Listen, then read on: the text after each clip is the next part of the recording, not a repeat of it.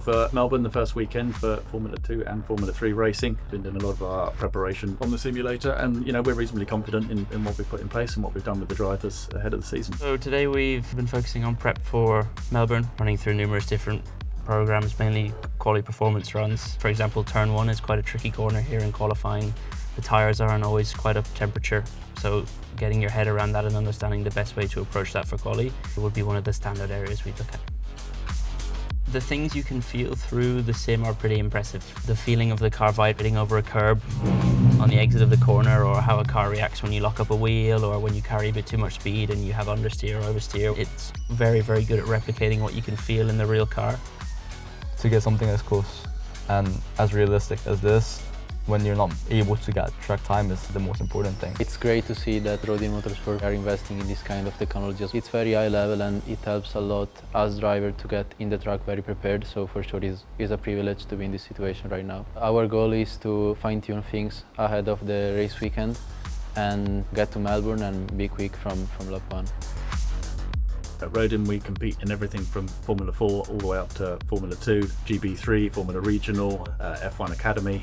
Simulation is really important now alongside racing. It's something that allows us to work on procedures and things alongside what we do at the circuit as well, and allows us to prepare not only with the drivers but with the engineers and race teams as well. One of the really good things that we find is the ability to iterate through setups very quickly. So the driver obviously remains in the sim and he's able to give feedback really quickly. We have a number of live tunables that we can do on the fly, but we also can change full vehicle models, and that can be done within minutes. Tom helps us with setting the grip levels to make sure that we correlate what we should do during the warm procedure. And of course, communication is the most important thing in motorsport, just because as a driver you don't see what the engineer sees. Okay mate, cool and push again, cool and push again.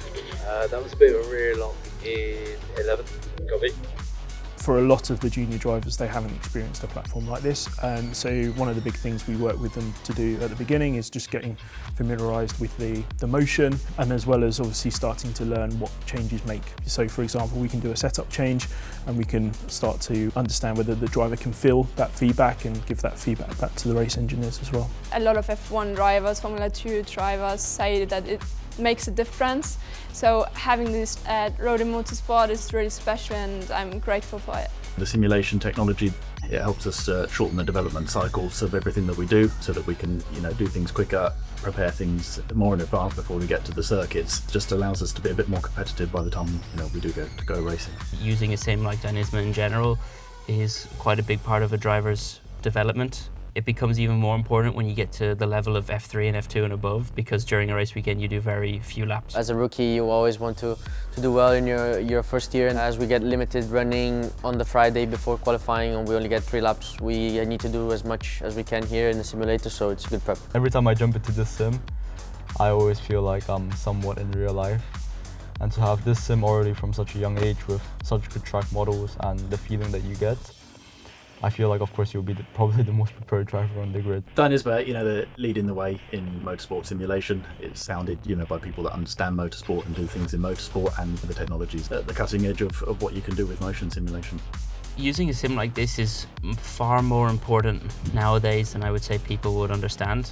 I think a lot of the knowledge you have as a driver, you kind of need to rely on what you learned from the sim, because it's very difficult to learn through the race weekend. The rate I improved last year increased quite a lot. And I think at this level in F2 and now hopefully knocking on the door of F1, improvement is quite a big thing. So definitely it's been a massive help and very beneficial for me.